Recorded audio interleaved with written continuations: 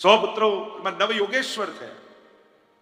બાળકોને ભેગા કરીને કહ્યું, ભોગ ભોગવવા માટે 83,99,999 યોનિઓ છે. આ એક યોની એવી છે જેમાં પ્રભુની ભક્તિ થઈ શકે છે. બાકી બધી જ ભોગ યોનિઓ છે. આ એક અવસર છે, એક મોકો છે. બાળકોને સમજાવતા કહ્યું, પ્રભુની ભક્તિ કરી લેજો. સાર્થકતા અને સફળતા એમાં જ છે. આ આંખ દુનિયાને જુએ એમાં એની સફળતા નથી. ભગવાનને જોવાની ઈચ્છા આંખમાં પેદા થાય, એ જ એની સમજ અને સાર્થકતા છે. આ કાન ન સાંભળવાનું કેટલું બધું સાંભળી લે છે, સાંભળવાનું ચૂકી જઈએ છીએ જે સાંભળવા જેવું છે. ન બોલવાનું કેટલું બધું આપણે બોલી દઈએ છીએ, અને જે બોલવાનું છે એ જ રહી જાય છે. છેલ્લી ઘડી એમ થાય કે ત્યારે એક માજી મરતા હતા ને બધાને એમ થયું કે આ રામ નામ બોલે તો સારું, ત્યારે બધા તું બહાર રામ બોલો, એટલું બોલીને ગુજરી ગયા કે તું જો કહત હૈ સો નાહી નિકસત હૈ. આટલું બોલીને ગુજરી ગયા પણ રામ ન નીકળ્યો. તું જે કહે છે ને બોલાતું નથી, આટલું બોલ્યા પણ રામ ન બોલે.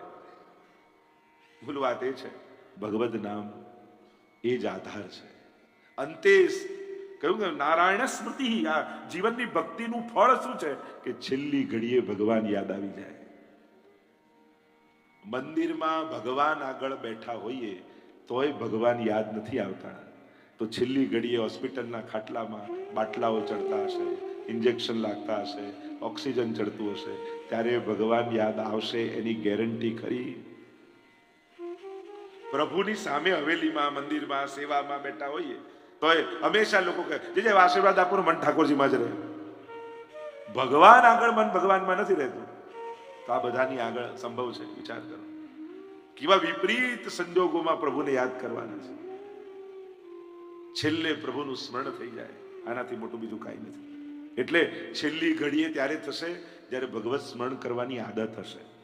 એવું ઘણી વાર કહું, છેલ્લી ઘડી કોઈને બગાડવી નહીં. છેલ્લી ઘડી કાકા આયા, દાદા આયા, મામા આયા, ભાઈ આયા, આખી જિંદગી યાદ તો કર્યું છે. છેલ્લી ઘડીએ એવા વૈષ્ણવને સામે રાખો જેને જોઈને એમને ઠાકોરજી યાદ આવે. એવા ગુરુજનો, એવા ભગવદીજનો, એવા વૈષ્ણવજનો જેની કથા સાંભળતા હોય, જેની સાથે કથા કરાઈ હોય, જેની જોડે યાત્રા કરી હોય, જેની જોડે સત્સંગ કરતા હોય, જેની જોડે મનોરથો કરતા હોઈએ, એવા વૈષ્ણવને સામે ઉભા રાખો. કારણ કે એને જોતા જ એને ઠાકોરજી યાદ આવશે, યાત્રા યાદ આવશે, મનોરથ યાદ આવશે. છેલ્લી ક્ષણે એનું મન ભગવાનમાં જાય એવા વ્યક્તિઓને આજુબાજુ રાખવા. દેહના સંબંધીઓ તો છે જ, જીવનમાં કામ લાગશે, જતી વખતે એ કામના નથી. જતી વખતે તો તમારા વૈષ્ણવ તમારા સાથીદાર છે. એટલે જ કહીએ ને કે જ્યારે વૈષ્ણવ મળે તો ભગવત સ્મરણ કરવાની આદત પાડો.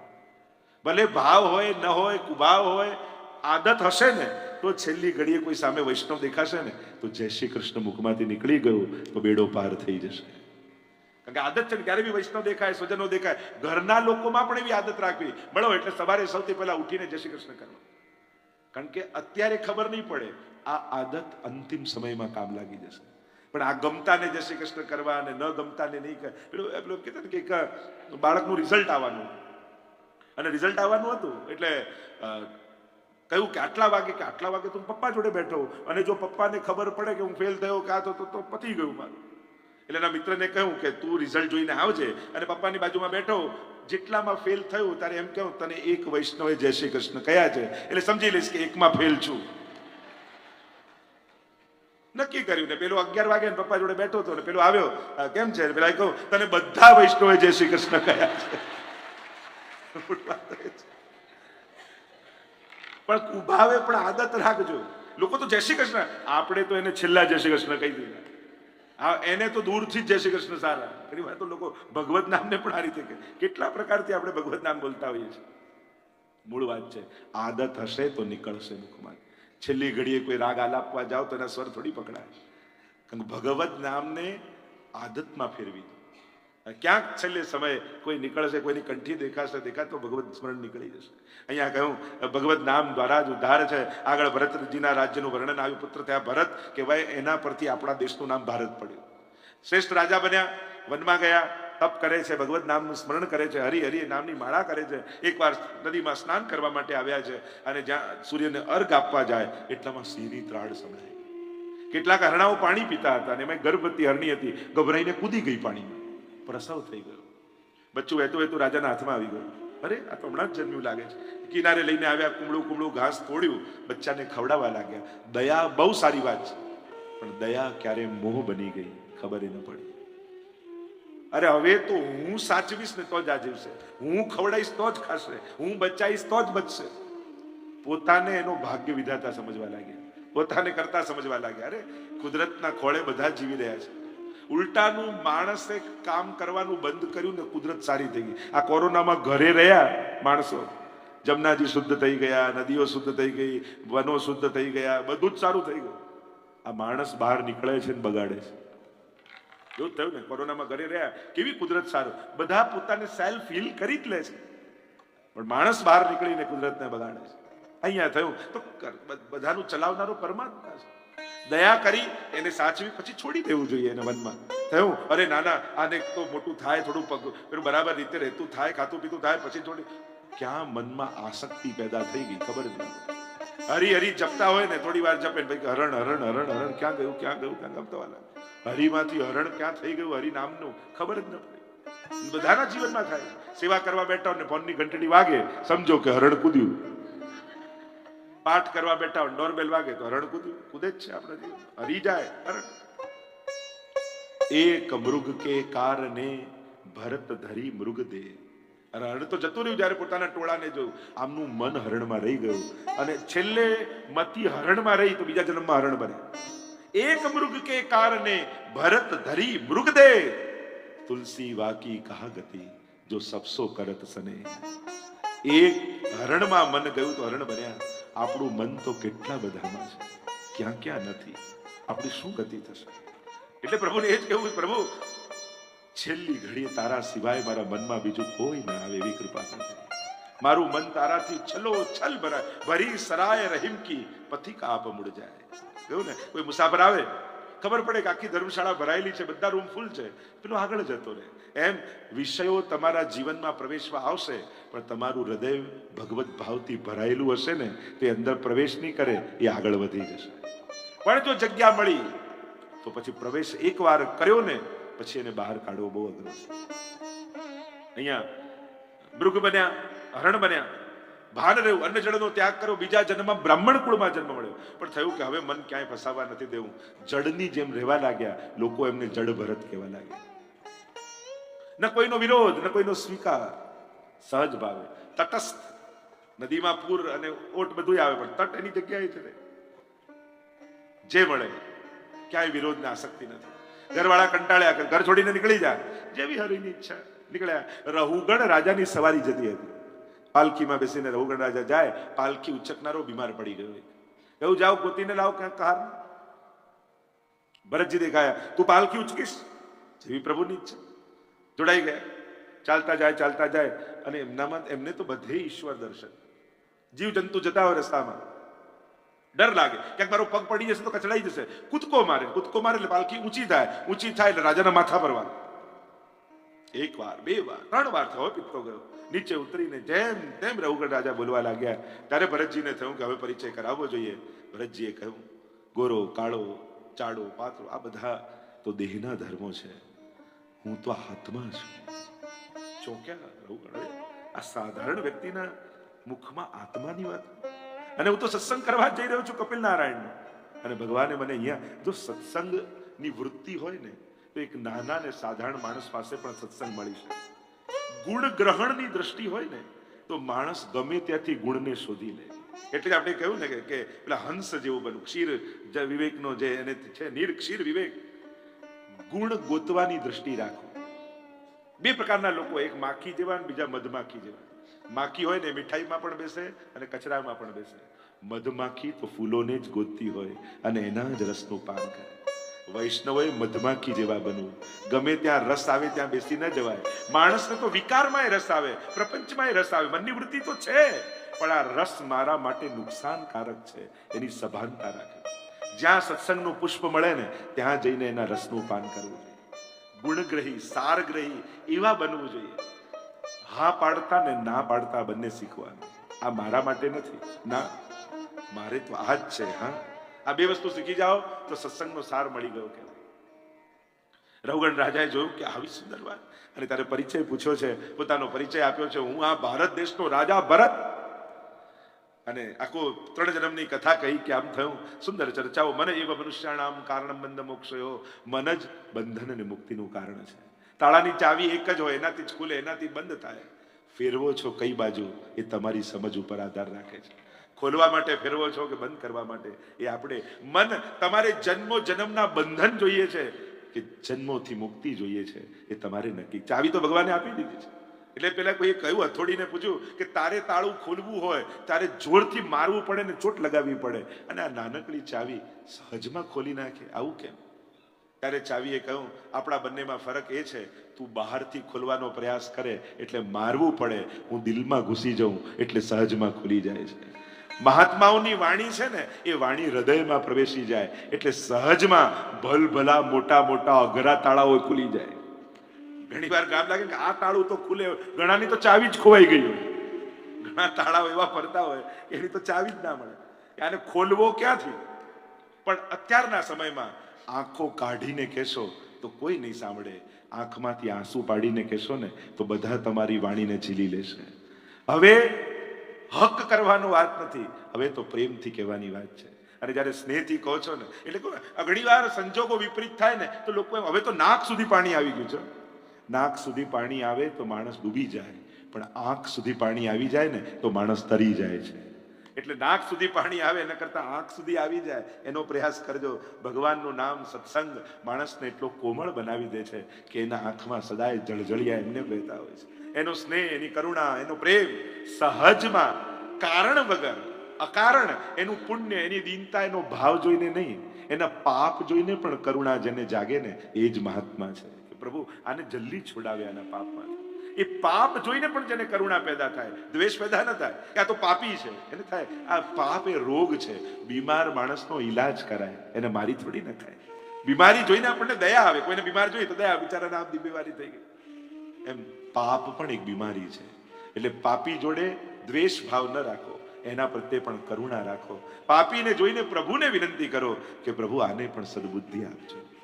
આવો ભાવ જ્યારે જાગે તો અહીંયા ચર્ચાઓ સુંદર થઈ છે. આગળ ભવાટવીનું વર્ણન, ભરતવંશના રાજ્યોનું વર્ણન આવ્યું, નવખંડોને ચર્ચા કરવામાં આવી, સૂર્ય ચંદ્ર જ્યોતિષ શાસ્ત્રનું વર્ણન આવ્યું, નરકોની ગતિ બતાવી. જો આપણે બધા મૂર્તિને માનનારા, ભગવાનને માનનારા છીએ, એ નિરાકાર હોય કે સાકાર હોય, આપણે બધા પાપ અને પુણ્યને માનનારા લોકો છીએ, આપણે બધા શાસ્ત્રોને માનનારા લોકો છીએ, આપણે બધા સ્વર્ગ અને નરકને માનનારા લોકો છીએ. અને એટલા માટે પાપ કરતા વિચાર કરવો, ક્યાંક મારે નરકોની યાતના ન ભોગવવી પડે. અને જરૂરી નથી કે મરીને કોઈ લોકમાં જઈને નરક હોય, અહીંયા પણ ઘણી વાર જીતા જીવંત નરકનો અનુભવ માણસને કરવો પડતો હોય છે. એટલે ડર રાખો, ભય રાખો. પાપ કરતા મનમાં એક ક્ષોભ થવો જોઈએ કે આ યાતનાઓ મારે પણ ભોગવવી પડશે. પંચમ સ્કંદને વિરામ આપ્યો. સપ્તમ સ્કંદ એ પોષણ લીલા છે. પોષણ એટલે પુષ્ટિ, પુષ્ટિ એટલે કૃપા. આપણે કહીએ પુષ્ટિ માર્ગ. પુષ્ટિ માર્ગનો અર્થ થાય કૃપાનો માર્ગ, કે અહીંયા જીવના સાધનો કામ નથી લાગવાનું. અહીંયા તો ઠાકોરજી જેના પર કૃપા કરશે ને એ જ આ માર્ગમાં આવી શકવાનું છે. કૃપા મેળવવા માટેનો આ માર્ગ નથી, પણ જેના પર કૃપા થઈ છે એને સ્વીકારવાનો માર્ગ છે. આપણે સેવા કરીએ, માળા કરીએ, પાઠ કરીએ તો કૃપા મળે એવું અહીંયા નથી માનતા. અહીંયા તો માનીએ કૃપા થશે ને તો જ માળા હાથમાં આવશે, કૃપા થશે ને તો જ ભગવદ નામ મુખમાં આવશે, કૃપા થશે તો જ બ્રજમાં જઈ શકીશું અને વ્રજ ભાગવત મહોત્સવનો આનંદ લઈ શકીશું. કૃપા મેળવવા નથી આવ્યા, કૃપા થઈ છે એટલે અહીંયા આવ્યા છે. પ્રભુની અલૌકિકતાનો અનુભવ એની કૃપા વગર થઈ શકતો નથી. પ્રભુ જ એની કૃપા કરવા માંગે ને ત્યારે તમારા સંજોગો, જો ઠાકોરજી છે ને હાથ પકડીને નહીં કરાવે, તમારા સંજોગો એવા કરી દેશે કે સહજમાં તમે ભક્તિ કરતા થઈ જશો. સહજમાં તમારી પાસે સત્કર્મ અને સેવા કરાવી, તમને સત્કર્મ અને સેવામાં ઠાકોરજી પ્રીતિ કરાવી દે છે. એટલે પ્રભુ હાથ પકડી નથી કરાવતા, સંજોગો ફેરવીને કરાવે છે. એવા સંજોગોમાં તમને સહજમાં મૂકી દે કે એ સંજોગો દ્વારા તમારી અંદર સ્નેહ પ્રગટ થઈ જાય. અજામિલ આખ્યાન આવ્યું. પાપી હતો, બધા જ પુણ્ય કર્મો બ્રાહ્મણ હોવા છતાં મૂકી દીધા હતા. પ્રભુએ મહાત્માઓને મોકલ્યા. ગર્ભવતી હતી સ્ત્રી, કહ્યું કે તારે જે બાળક થાય ને એનું નામ તું નારાયણ રાખીશ એવું વચન આપ્યું. થયું કે અજામિલ એમ તો ભગવાનનું નામ નહીં લે, પણ પુત્ર વશ પણ જો ભગવાનનું નામ લેશે તો કૃપા થઈ જશે. નામ રાખ્યું નારાયણ. અને આ બાળક એટલું પ્રિય હતું અજામિલને. નારાયણ આવ, નારાયણ આકર, નારાયણ આલાવ, નારાયણ વાતે વાતે નારાયણ નારાયણ નારાયણ નારાયણ. 88 વર્ષનો થયો અજામિલ. યમદૂતો દેખાયા, ગભરાયો, ડર લાગ્યો અને પુત્રને પુકાર કર્યો, નારાયણ. દીકરાએ તો ન સાંભળ્યું, પરમ પિતાએ સાંભળી લીધું. પાર્ષદોને મોકલ્યા. અહીંયા યમદૂતો આવ્યા છે. બંનેની વચ્ચે સંવાદ થયો. યમદૂત કે આ તો બ્રાહ્મણ હોવા છતાં કર્તવ્ય કર્યું નથી, અનેક પાપ કર્યા છે અને યમલોક લઈ જઈશું. પાર્ષદો કહે, અને અંત સમયમાં ભગવાનનું નામ લીધું છે. અરે પુત્રને બહુ વશ. અરે ભગવાનનું નામ તો અજ્ઞાનાદ અથવા જ્ઞાનાદ ઉત્તમ શ્લોક નામ યત સંકીર્તિતમ અઘમ પુંસો દહે દેતો યથાનલ. જાણતા લેવાય કે અજાણતા લેવાય? અગ્નિમાં લાકડું જાણતા નાખો કે અજાણતા પડી જાય, અગ્નિ તો બાળી જ નાખે છે. ભગવત નામ પણ એવું જ છે, જાણતા લો કે અજાણતા, એ તો બાળી જ નાખે છે પાપો. આગળ નારદજી દ્વારા દક્ષ દ્વારા ભગવાનની સ્તુતિ, શ્રાપની કથા આવી. દક્ષ પ્રજાપતિ 60 કન્યાના વંશોનું વર્ણન આવ્યું. ઇન્દ્ર દ્વારા અપમાન થયું અને બૃહસ્પતિએ દેવતાઓનું ગુરુપદ ત્યાગી દીધું. નગુરા થયા, ભય લાગ્યો, ગુરુ વગર જો અસુરોએ આક્રમણ કરી દીધું તો હારી દઈશું. અને અહીંયા વિશ્વરૂપને ગુરુ બનાવ્યા. વિશ્વરૂપે નારાયણ કવચની વિદ્યા હતી. આજે પણ કોઈ પણ આપણે ત્યાં વિપત્તિ આવે, સંકટ આવે, રોગ આદિ આવે તો વૈષ્ણવો નારાયણ કવચનો પાઠ કરતા હોય છે, ઘણા ગળામાં ધારણ કરતા હોય છે. આ નારાયણ કવચ એ વિશ્વરૂપે આપેલું કવચ છે. ભગવદ નામ કઈ રીતે મનુષ્યની રક્ષા કરે છે, એક એક અંગની, એ પ્રકારનું આખું કવચ છે. અને ભક્તોનું કવચ ભગવાનના નામ સિવાય બીજું શું હોય છે? અને એટલા માટે આપણે ત્યાં નારાયણ કવચ. અને કદાચ જ્યોતિષ શાસ્ત્રનો જો ઉલ્લેખ કરું, જ્યોતિષ શાસ્ત્રમાં 6ઠું અને 8મું સ્થાન એ રોગ, શત્રુ, કોર્ટ કચેરી, મૃત્યુ એના છે. તો નારાયણ કવચનો પણ તમે અધ્યાય જુઓ તો 6ઠા સ્કંદનો 8મો અધ્યાય છે.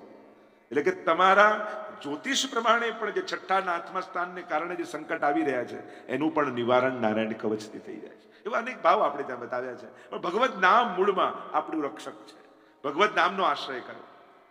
અહીંયા કહ્યું કે વિશ્વરૂપ ગુરુપદે, અને એની માં અસુર કુળની, એટલે જે કઈ યજ્ઞમાં ભાગ આવે થોડું અસુરોને આપી દે.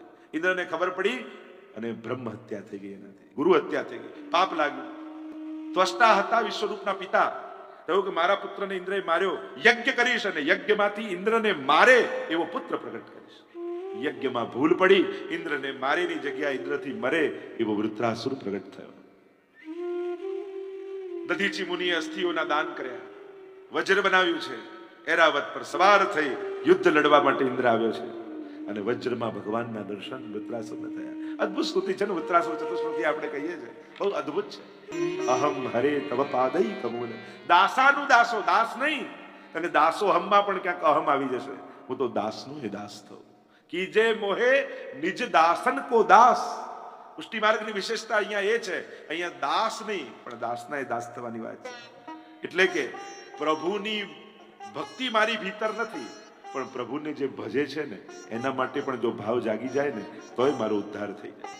આ ભાવ આપણે ત્યાં અનેકવિધ પ્રસંગો, આપણે ત્યાં અદ્ભુત પ્રસંગો છે 252-84 વૈષ્ણવમાં, કે વૈષ્ણવ માટે પણ કેવો ભાવ આપણે ત્યાં રાખવામાં આવે છે. બહુ દુર્લભ છે આ ભાવ. સુંદર સ્તુતિ કરી છે. વૃત્રાસુર ચિત્રકેતુનું આખ્યાન આવ્યું. અદિતિ દિતિના સંતાનોની ઉત્પત્તિ, પુંસવન વિધિનું વર્ણન કર્યું. 6ઠમ સ્કંદને વિરામ કરીએ. 7મ સ્કંદ ઉતિ લીલા, ઉતિવત કર્મ વાસના, 3 પ્રકારની વાસના, સદવાસના, અસદવાસના, મિષ્ટ વાસના.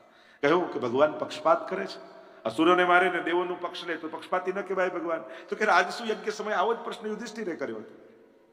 અને એના ઉત્તરમાં પ્રહલાદજીનું આખ્યાન સંભળાવ્યું. હિરણ્યાક્ષને માર્યો એટલે એના ભાઈ હિરણ્યકશિપુને થયું કે મારા ભાઈનો બદલો લઈશ. તપ કરવા માટે ગયો. કયા તું ગર્ભવતી હતા, નારદજીનો સત્સંગ મળ્યો અને ગર્ભનું બાળક સત્સંગને કારણે ભગવદીય થયું. બ્રહ્માજીએ વરદાન આપ્યું, દિવસે ન મરું, રાત્રે ન મરું, ઘરની અંદર ન મરું, બહાર ન મરું, પશુથી ન મરું, માણસથી ન મરું, 12 મહિનામાં ન મરું. કયું જા તથાસ્તુ. ગામમાં એને દંડેરો પીટાવ્યો. રાજા જ ભગવાન છે, હવે તો નામ ભજવું હોય તો મારું જ ભજો, ભગવાન જેવું બીજું કાંઈ નથી. અસુર નીતિ ભણાવવા માટે પ્રહલાદજીને 2 શિક્ષકો રાખ્યા છે, શુક્રાચાર્યના શિષ્યો. જાય જ્યારે ગુરુજી ત્યારે ભેગા મળીને ભગવત નામનું કીર્તન કરાવે પ્રહલાદજી. પિતાને ખબર પડી, બોલાવ્યા. શું ભણ્યો બતાવ પ્રહલાદ. પિતાજી ભક્તિ 9 પ્રકારની હોય છે. શ્રવણમ કીર્તનમ વિષ્ણોઃ, સ્મરણમ પાદ સેવનમ, અર્ચનમ વંદનમ દાસ્યમ સખ્યમ આત્મનિવેદનમ. અરે આ બધું શીખીને ક્યાંથી આવે છે? છોડ ભગવાનનું નામ, નહીં તો મારી નાખીશ. પિતાજી, મારનારો ને બચાવનારો તો ઈશ્વર છે, આપણા હાથમાં કાંઈ નથી. અચ્છા, પગ નીચે હાથીના કચડાવવાની કોશિશ કરી, વિષવાળા ભોજનથી મારવાની કોશિશ કરી, સર્પથી દંડ છપાવવાની કોશિશ કરી, અગ્નિમાં બાળવાની કોશિશ કરી.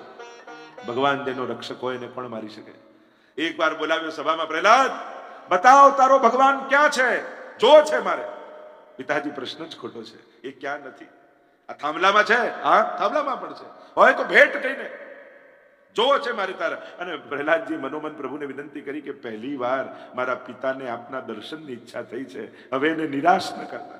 અને એક એક ડગલું ભરતા અને દેવતાઓ દુંદુભીઓના નાદ કરવા લાગ્યા, નગારાઓના ધ્વનિઓ ગુંજવા લાગ્યા. અને એક એક ડગલું ભરતા ત્યાં બાત બીડી કડાક કરીને શોર થયો, બોલો નરસિંહ ભગવાન કી.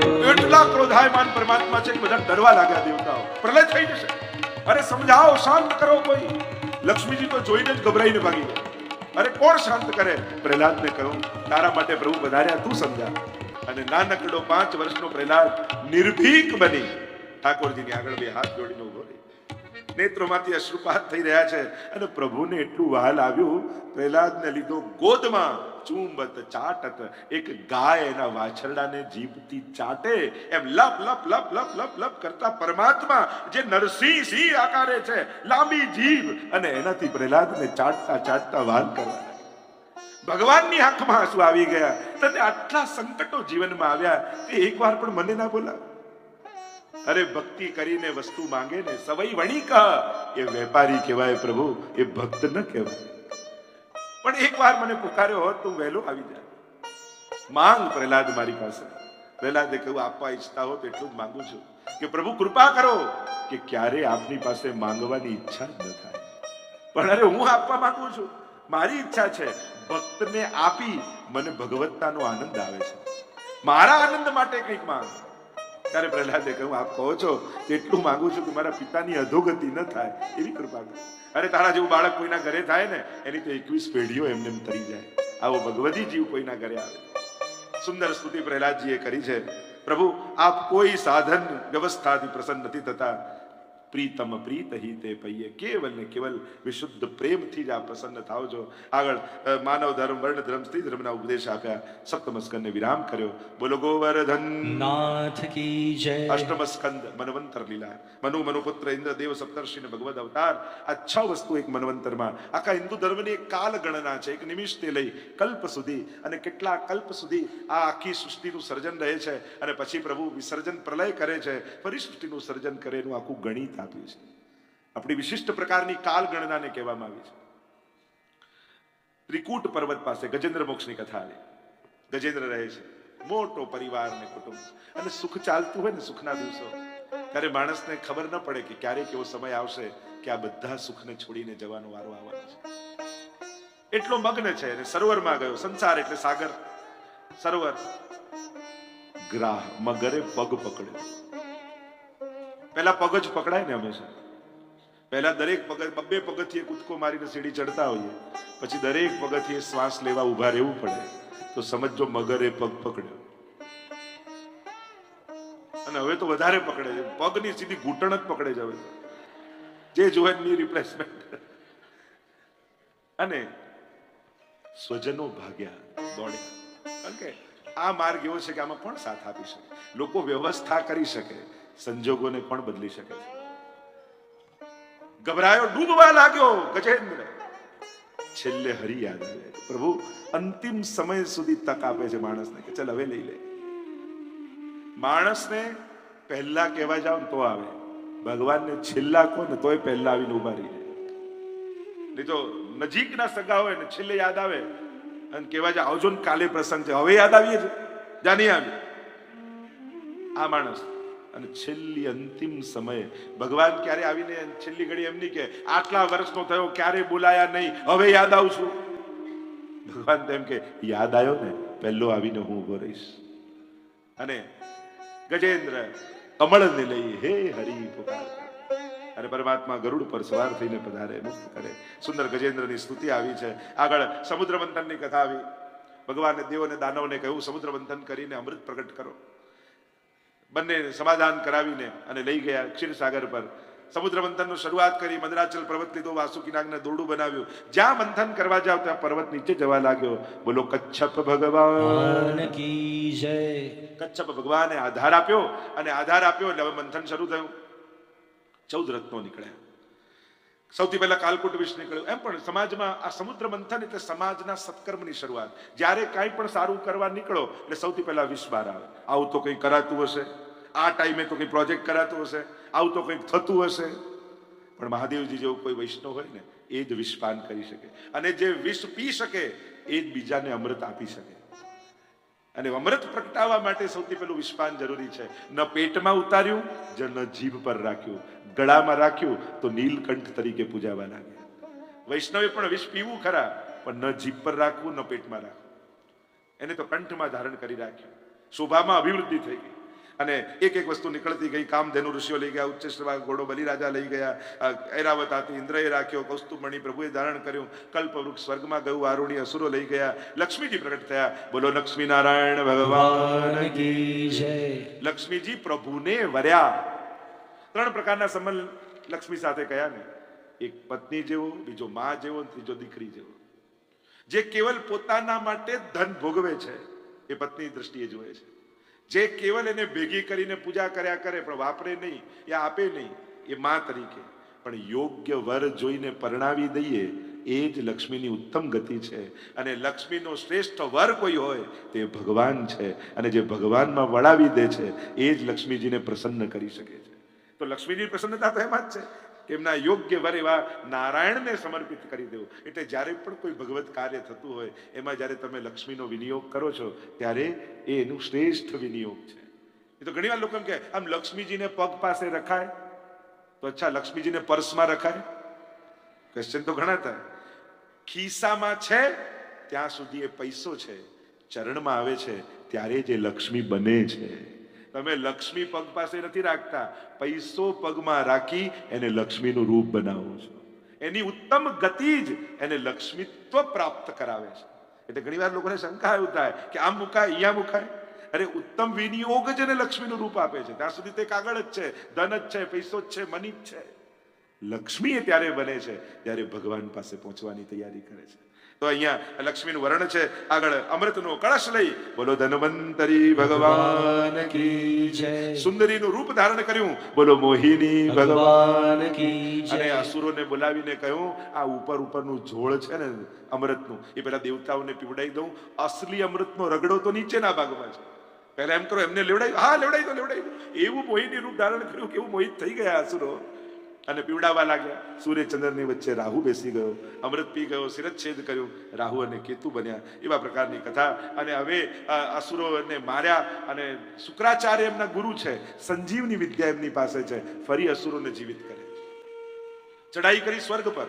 દેવતાઓ ભાગ્યા, પર્વતોની ગુફામાં સંતાઈ ગયા. અને દેવતાઓની માતા દિતિને એમ થયું કે મારા બાળકો દુઃખી છે, એને પ્રસન્ન ફરી સ્વર્ગ કેમ મળે. અદિતિએ કશ્યપ મુનિને જઈને કહ્યું અને પયોવ્રતની વિધિ બતાવી. પયોવ્રતનું વ્રત કર્યું છે, અને ભાદરવા મહિનાની એ દ્વાદશી. બોલો વામન ભગવાન કી જય. વામન ભગવાનનું પ્રાગટ્ય થયું છે. કોઈએ છત્ર આપ્યું, કોઈએ કમંડળ આપ્યું, કોઈએ મુંજી, કોઈએ મેખલા, કોઈએ માળા, અનેક પ્રકારના ઉપહારો દેવતાઓએ આપ્યા.